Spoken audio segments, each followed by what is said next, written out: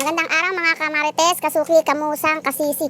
Have a nice day sa inyo. Ito na naman ang araw ng tindaserya ng inyong nakiterang nanay. Ayan na naman ako, oh. Todo kilos na naman. Maaga pa po kami nagising. Ayan, kaya may Christmas light para makita yung tindahan namin. Kasi sobrang aga akong nagising para lang mag-ayos sa mga panindang pinamili ko.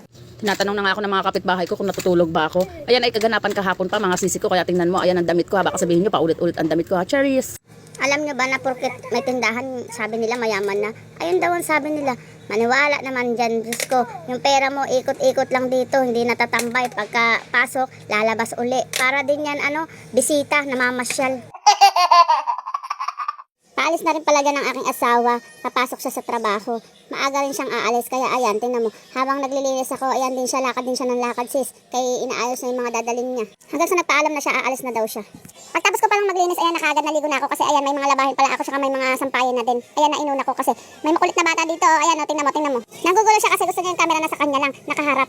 Kala nila, pagka nasa bahay, kala nila walang ginagawa, kala nila pasarap sa buhay, kala nila nag-aantay lang tayo ng sahod. Ay sis, nagkakamali ka, daig pa namin ang workaholic. Tingnan mo naman ginagawa ko, nagtitinda na, naglalaba pa.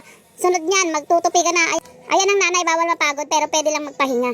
Ay siya, ang dami kong daldal. Ayan, nakapagsampay na rin pala ako sa gilid ng aming bahay. Umagang gawain pala niya, pero pagod na ang katong lupa mo. Sa muli, baba!